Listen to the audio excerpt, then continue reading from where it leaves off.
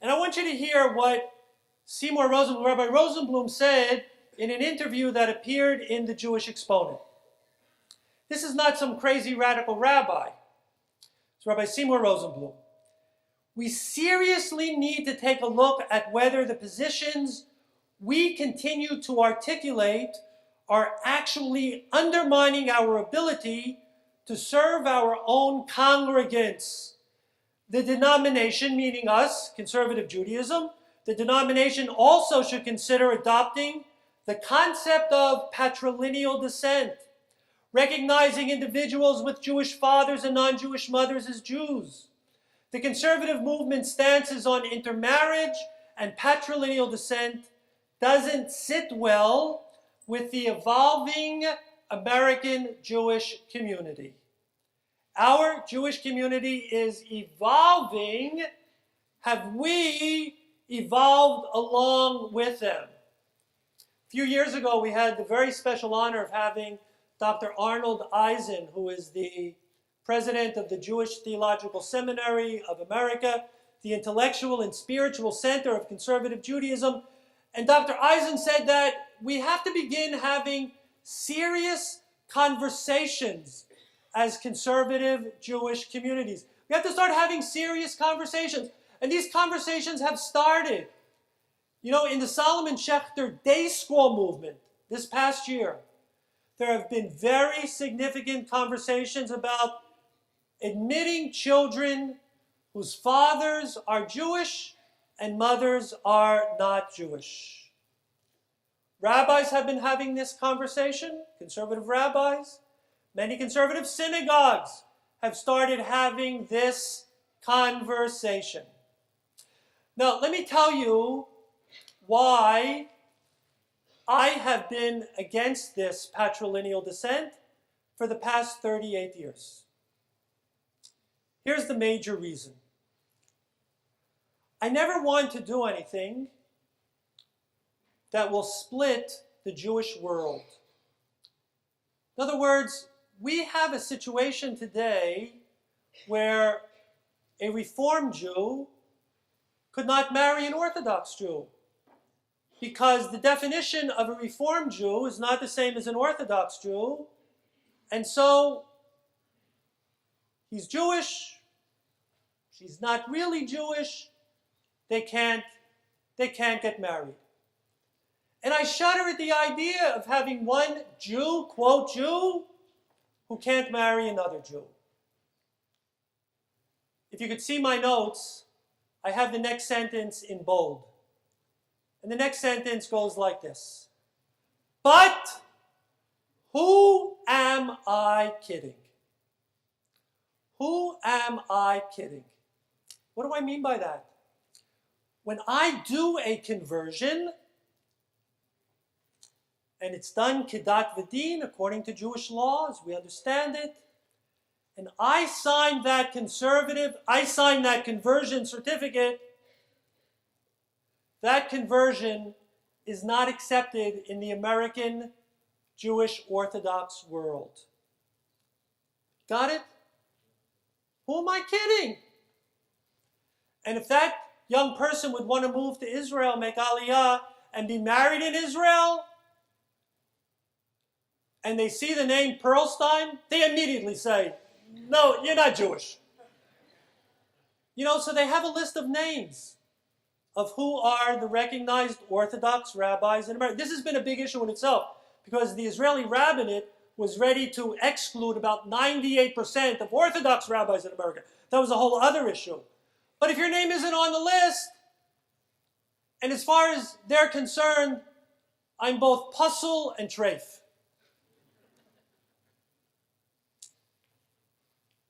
So it comes back to the question, who am I kidding?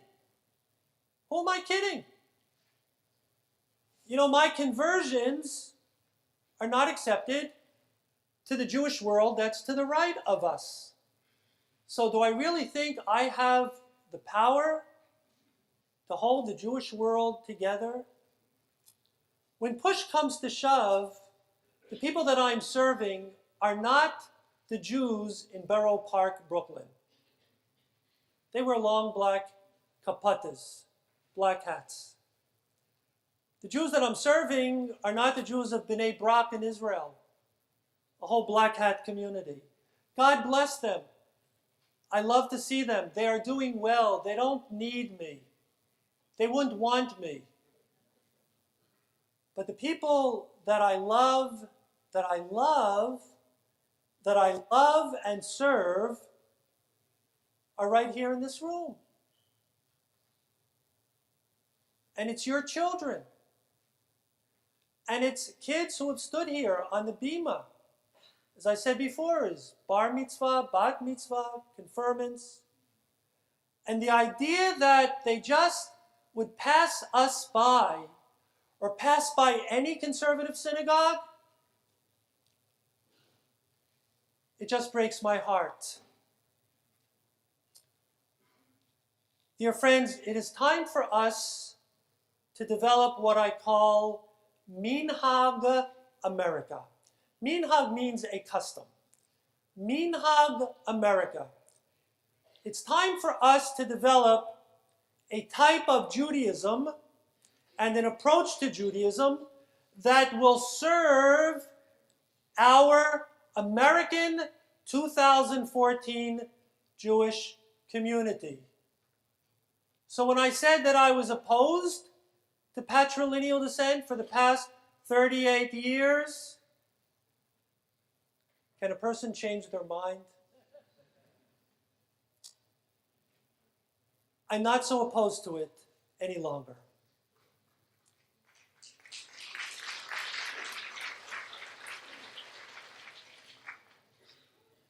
You can clap even louder if you want. There you go, there you go.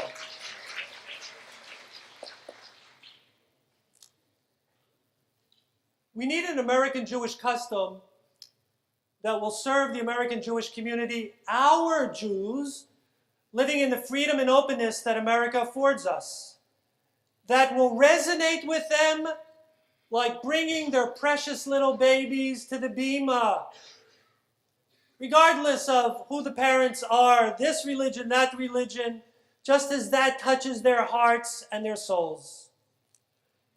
Never before has there been a Jewish community that has enjoyed the level of freedom that we have here in America. We have to accommodate that.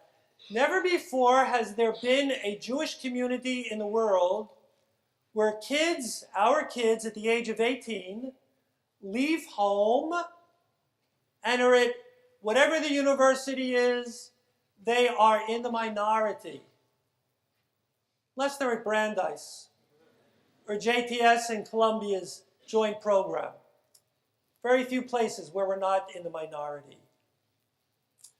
Listen, I love it when I hear that a young person met their spouse at Hillel. What could be sweeter? That they just go to Hillel, I'm thrilled to hear. Or, that they tell me that they met on J-date. Here, I'm going to tell you a story. I guess it was maybe, is it 15 years ago, 18 years ago?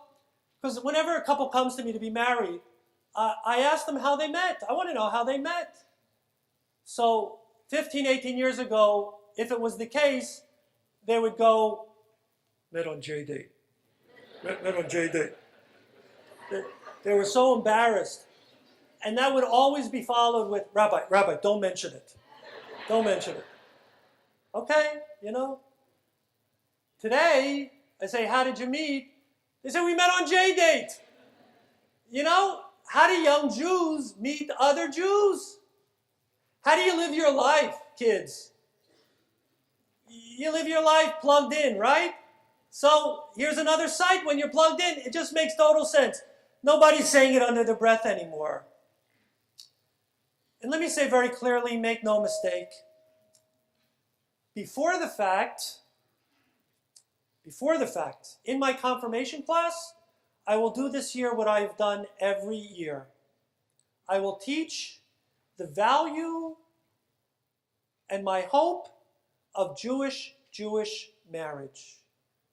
Not going to change what I teach. Because that is the best hope for the American Jewish community. But I will also want them to know that if that doesn't turn out, that doesn't happen, come back here. The doors of this synagogue not only are not closed to you, the doors of this synagogue are open to you. Not only are the doors of the synagogue open to you, the doors of the synagogue are wide open to you. You are Jewish. You stood on this bima as a bar mitzvah. You were in my confirmation class, or if you weren't in my confirmation class, you are interested in living a Jewish life. You are interested in your children living a Jewish life. You want your children to get a Jewish education. You want your children to become bar bat mitzvah. Ohev Shalom is the place for you. So look, I know there are people here saying, ugh, this is the end of conservative Judaism.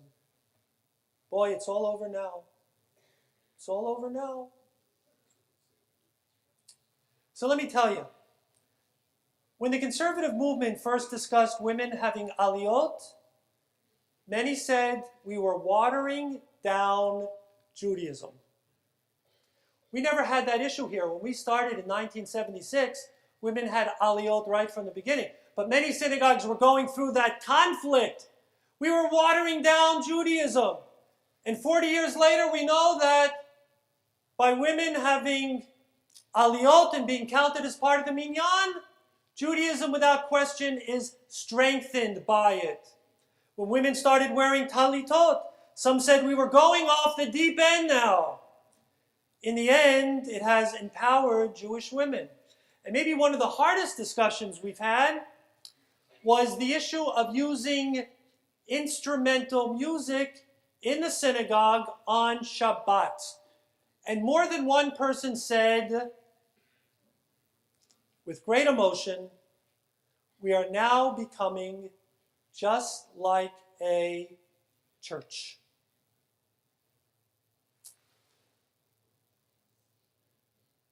So let me tell you something. Janie and I attended on Labor Day weekend, and I participated in something in Ventnor, New Jersey that's called Devotion by the Ocean. Any of you ever been there to Devotion by? Just raise your hand. Right? Okay. Devotion by the Ocean. So there we were. The rabbis that were there gave a short little introduction to a prayer. There were about 4 of us. And there were 3 really great conservative cantors. And they were jamming, they were singing, and they were doing it to the sounds of a band right with them, just like our Shabbatons who do Rock Shabbat here. What I was most amazed about, you know what, I heard it was a small crowd for this Devotion by the Ocean, but there must have been, 250 people there, sitting in beach chairs on the beach, and the service, listen to this, the service that night was a much more traditional service than what I grew up as a kid at Temple Shalom in the Boulevard, how many years ago? It was a more traditional service, more traditional. They didn't skip one prayer. How do you not skip a prayer here and there? Come on. So, when you open up a window here, that doesn't mean that you can't strengthen tradition here. Sometimes they don't fight each other. They actually go hand in hand. And I'll tell you that you'll see in the future that effective conservative synagogues, great conservative synagogues, and I hope we will be amongst the effective and the great conservative synagogues that accept patrilineal descent, they would not just stop there. They would have an active K-Roof committee. And you all now know what a K-Roof committee is. They would have an active K-Roof committee. And there would be special classes for that family, the parents of that family, to come and learn together. And there would be special programs for those families, all kinds of different programs. Barry mentioned before the sukkah hop. So they might form a chavurah amongst themselves. And one of the families might have a sukkah. And they would come and celebrate Sukkot together in that sukkah. Light Hanukkah candles together. Have a Pesach Seder together. But not always just amongst themselves, but being part of the larger community. Because that's what it's all about. That there would be no barriers, no demarcations. We're all one large, loving synagogue family. And when this is done conscientiously, don't fail me now. When this is done conscientiously, Judaism is not watered down. We would have two knowledgeable Jewish parents to raise Jewish children. So I'd like to extend an invitation now. Last year I extended an invitation for people to become part of the Mosaic Committee, and we have that amazingly beautiful mosaic piece over Jerusalem. I want to extend an invitation to be part of a different committee now. I'd like to invite anyone here who has any interest in any way of being part of a Keruv committee to be in touch with me after the High Holy Days. To being part of a committee whose purpose and mission is to reach out to our interfaith families. You might be a member of an interfaith marriage. You might be a parent of an interfaith marriage, grandparent of a child that is produced by an interfaith. You might be the parent of two children who both married other Jews, but this is an issue that resonates with you. And you want to be on such a committee. So after the holidays, after today is over, starting tomorrow, just send me an email and say you would like to be part of our Keruv committee, and we are ready to start moving together. Our men's club, you heard from our president, Mark Podab, the other day, our religious committee chair, Idel, and we're ready to move ahead. There is a phrase in the Talmud. There's one person sitting here that will want to know the source of the quote, if she doesn't know it already, and she might. So let me just turn around for a second. Idel, this is in the Talmud, Eruvin 14b. It's right at the bottom of the page. Right? You find it right on the bottom of the page. Every Talmud, by the way, every Talmud, no matter who publishes it, is exactly the same.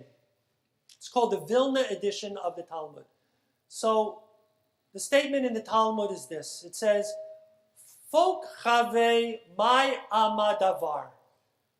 Now, isn't that an amazing statement?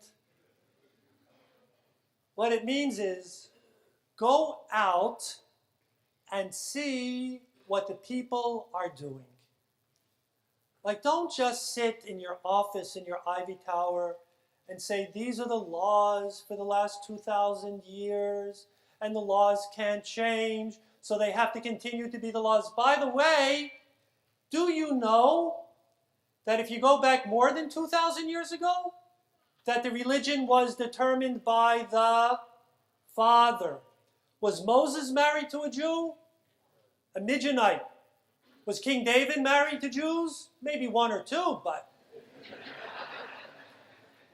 And out of the 1,000 wives that Solomon had, I don't know why they call him the most wise man in the world, carrying 1,000 wives. You know, how many Jews did he have?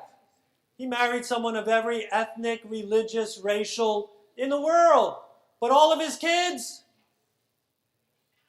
but then, so why did it change? It changed in the time of Roman rule over Judaism. The reasons are very complicated, but the rabbis did something courageous, and they said, it's not working for us anymore to have the religion determined by the father. We got to turn it on its head, and now we'll have the religion determined by the mother. Well, here we are 2,000 years later. And maybe we need to have the same courage to make another change. See what the people are doing. Keep your eyes open and keep your hearts open. You said it. I'm with you. And then go out there and do something.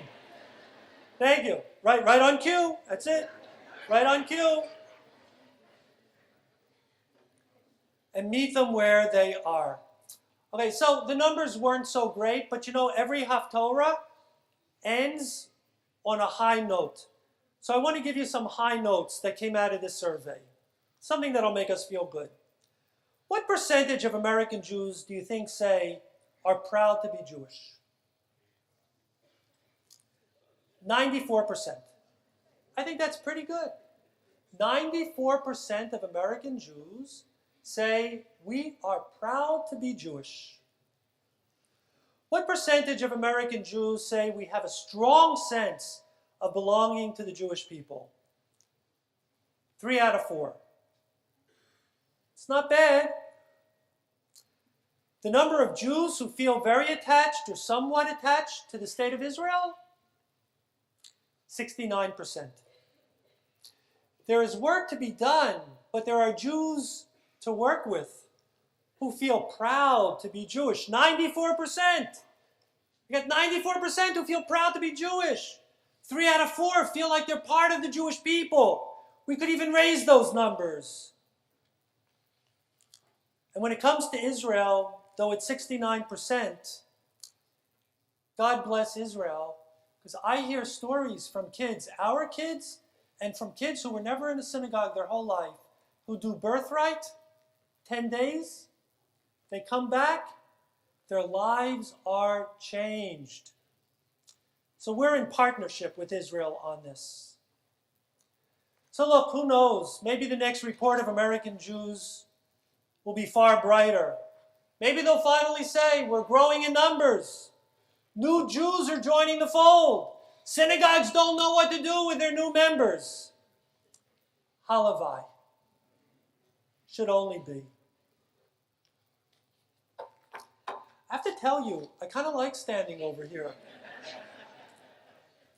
You know, there are people around here that when I'm standing up top normally fall asleep. Oh, really? You don't see it. You're sitting in the back. And everybody in the back is very interested, I know. Oh, you know, they're not asleep right now. Hey, guys, I'm right here. Oh, this is great. This is great. I'll never go back.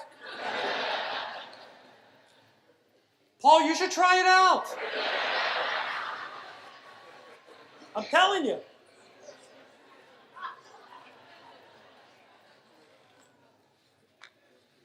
What should I say? Amen. Okay. So, good. Guess we can leave this here. I'd love to stand here, but I don't know what page is next, so I better go back, see what's happening.